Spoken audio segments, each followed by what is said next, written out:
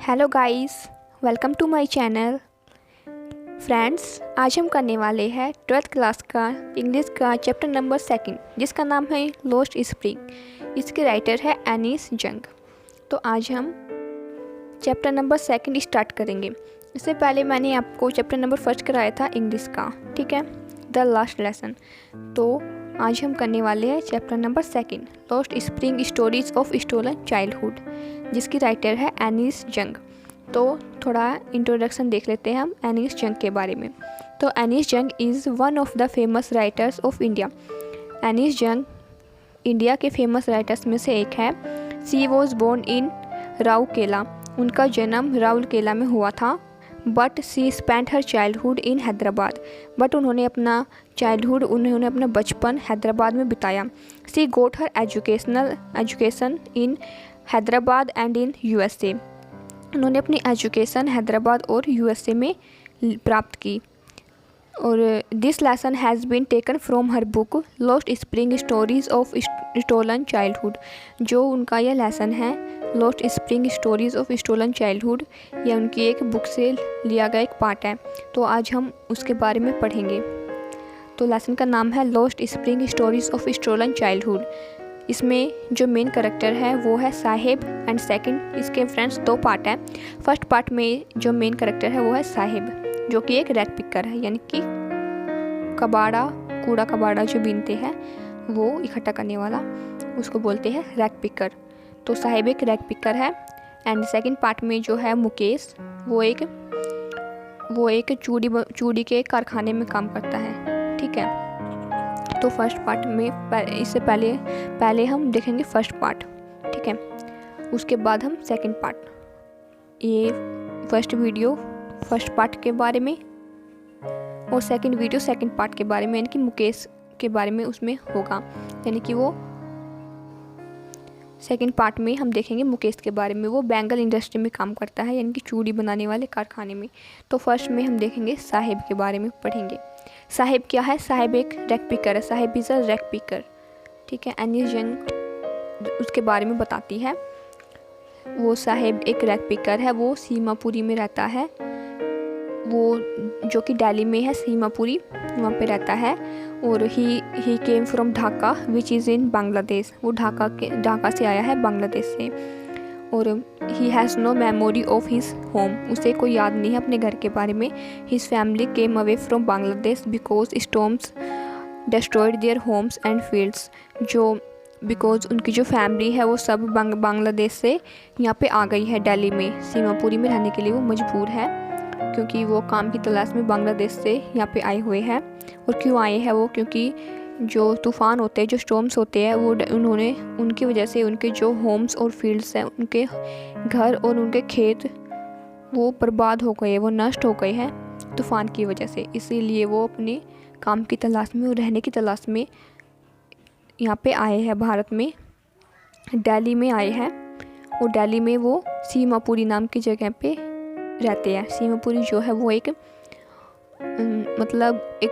बहुत ही गंदा, जिसको बोलते हैं, मतलब वहाँ पे कूड़ा कबाड़ा रहता है।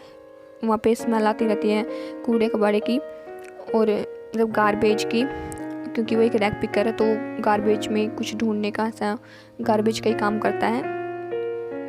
तो वहाँ पे ऐसा ही स्ट्रीट है, वो बहुत पतली पतली सी गलियाँ हैं सीमापुरी में। और वहाँ पे बहुत छोटे छोटे घर बने हुए हैं। उनके पास कोई डॉक्यूमेंट्स नहीं है रहने के लिए, वो ऐसे ही रहते हैं।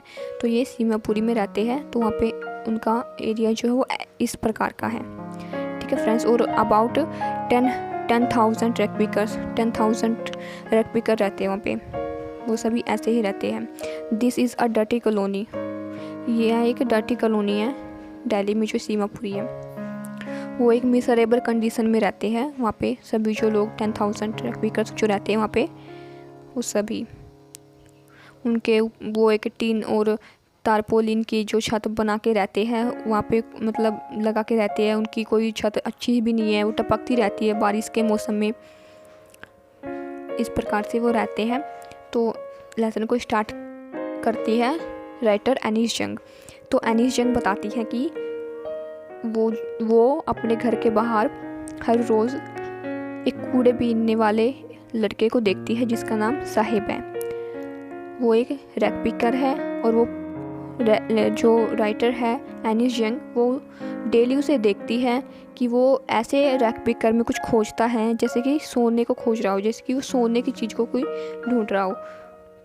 वो साहिब को हर रोज़ देखती है और उससे पूछती है कि वाई डू यू दिस, कि तुम यह काम क्यों करते हो।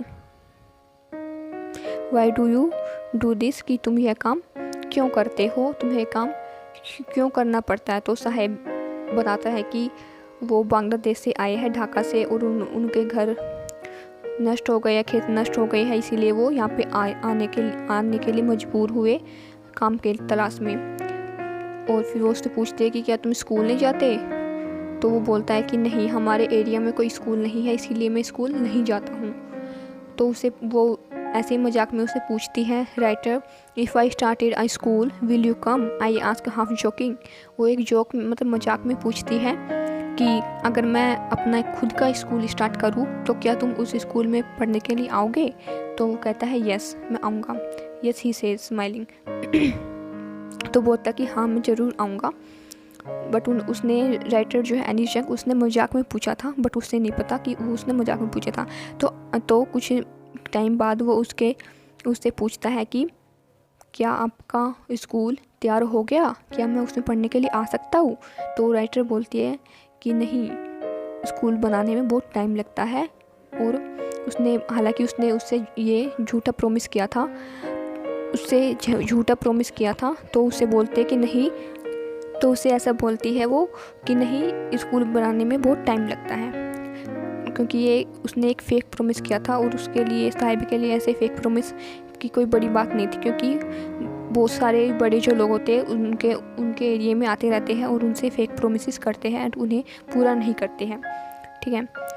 और उसके बाद एक दिन, बहुत महीने हो गए थे, आफ्टर मंथ्स, तो जो राइटर है उन्हें जानने लगी थी साहिब को। तो वो एक दिन उससे पूछती है उसका रियल नेम क्या है। उससे पूछती, after months of knowing him I ask him his name Sahib e Alam. तो उसे बताता है कि उसका नाम साहिब ए आलम है। तो उसे पता नहीं है साहिब को कि उसके जो नेम है साहिब ए आलम, उसका मीनिंग क्या होता है। उसका रियल मीनिंग होता है यानी कि लॉर्ड ऑफ द यूनिवर्स, यानी कि यूनिवर्स का मालिक, ब्रह्मांड का मालिक। बट उसे नहीं पता। तो राइटर सोचती है कि अगर उसे पता चलेगा तो उसका रिएक्शन कैसा होगा, क्योंकि वो तो स्वयं का ही मालिक नहीं है, स्वयं की लाइफ ही ऐसी है उसकी। तो उसे फिर वो उससे पूछती है उसके फ्रेंड्स जो होते हैं, एंड वो जो होता है वो बिना चप्पल के जो है वो स्ट्रीट्स में घूमते हैं और अपीयर लाइक उनके पास कुछ भी नहीं है, मतलब पहनने के लिए, पैर में पहनने के लिए कुछ भी उनके पास नहीं है, चप्पल तक नहीं है। तो उनसे पूछते हैं कि राइटर पूछते हैं कि तुम ऐसे नंगे पैर क्यों जाते हो, उन्हें क्यों रहते हो, क्या तुम्हारी मम्मी पापा ने तुम्हें चप्पल नहीं दी है, क्यों नहीं पहनी है। Why are not you wearing chappals, I ask one. तो उससे पूछते हैं कि तुमने चप्पल क्यों नहीं पहन रखी है, मैं उनसे ये एक से पूछती हूँ, आई आस्क वन। तो उनमें से एक से पूछती है वो।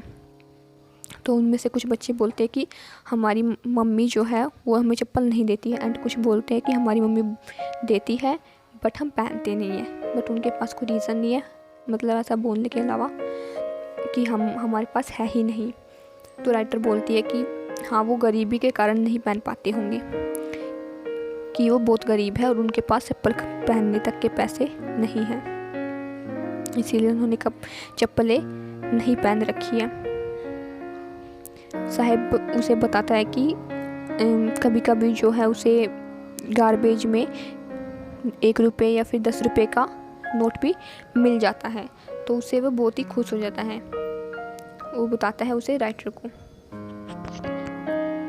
Sahib two is wearing tennis shoes that look strange over his discoloured shirt and shorts जो उसने पहने हुए थे।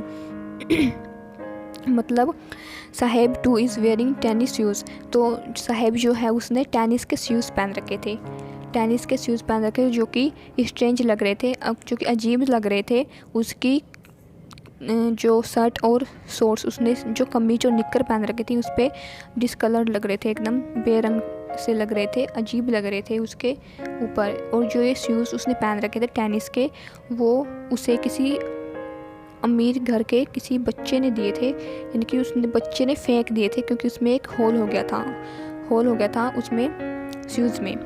बट साहिब इससे बहुत खुश था कि उसके पास शूज़ आ गए हैं।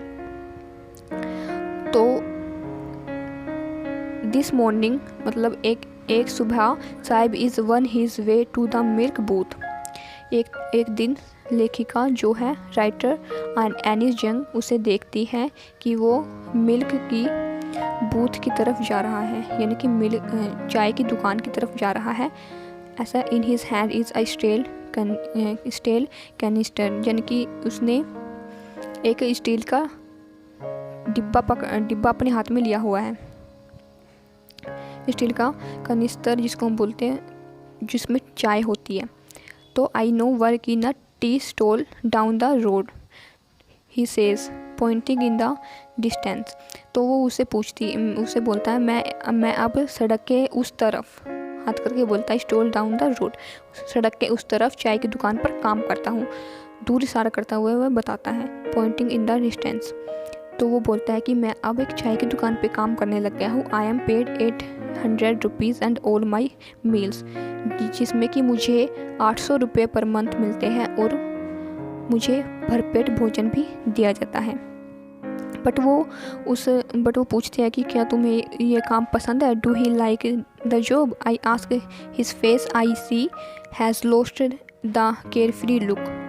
वैसे पूछती है कि क्या तुम्हें ये काम पसंद है, और क्योंकि उसके जो आई सी has lost of the carefully look, उसके जो चेहरे में जो केयरफुली जो बेफिक्र का जो लुक था उसके चेहरे पे, उसका वो मतलब कहीं लॉस्ट हो गया था, कहीं गायब हो गया था, क्योंकि वो पहले अपनी स्वयं की मर्ज़ी का मालिक था, और अभी वो किसी और के मर्ज़ी का मालिक, मतलब कि ऐसे हो गया है कि अभी वो किसी की दुकान पे काम करता है, तो चाय के मालिक की दुकान पर काम करता है, तो उसके कहने पे ही उसे काम करना पड़ता है। पहले वो स्वयं अपना डिब्बा उठा के, यानी कि जो भी उसका था गार्बेज इकट्ठा करने का, वो उठा के स्वयं ही चल देता था। स्वयं बहुत बेफिक्र रहता था, मस्ती में रहता था, खुश रहता था, एंजॉय करते था, अपनी लाइफ को स्पेंड करता था अच्छे से। एंड अभी जो है वो एक उसके फेस पे एक केयरफुली लुक नहीं नज़र आ रहा था।